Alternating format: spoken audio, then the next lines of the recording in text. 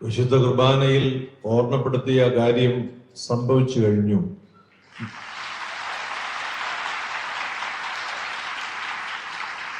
നമ്മുടെ 2 സിസ്റ്റേഴ്സിന് ജാമ്യം അനുവദിച്ചു.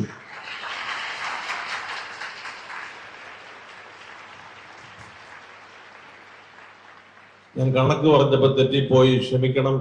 2 അല്ല 3 പേർക്ക് ജാമ്യം കിട്ടി. അവർ തനിയെ അല്ലല്ലോ ജയിലിൽ കിടന്നത്.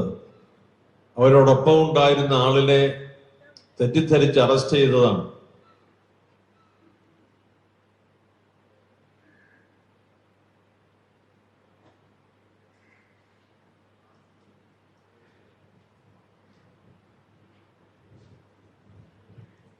നമ്മുടെ ഈ ശുശ്രൂഷയുടെ ഈ ആഘോഷത്തിന്റെ സമാപനത്തിൽ ഇതൊരു ആശ്വാസവാക്കാണ്.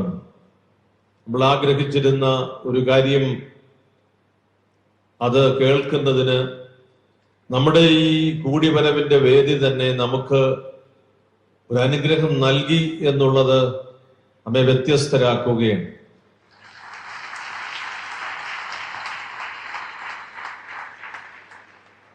ഒരു വാദപ്രതിവാദത്തിനോ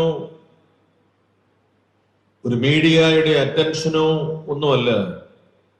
ജാമ്യം കിട്ടിയതിൽ സന്തോഷിക്കുന്നു. അകാരണമായി അവരുടെ മേൽ ആരോപിക്കപ്പെടുന്ന കുറ്റം കൂടി അതെഴുതി മാറ്റുന്നതിനുള്ള സംവിധാനം ഉണ്ടാകണം. കുറ്റാരോപിതർ എന്ന് പറയുന്നത് കുറ്റം ചെയ്തവർ എന്നല്ലല്ലോ.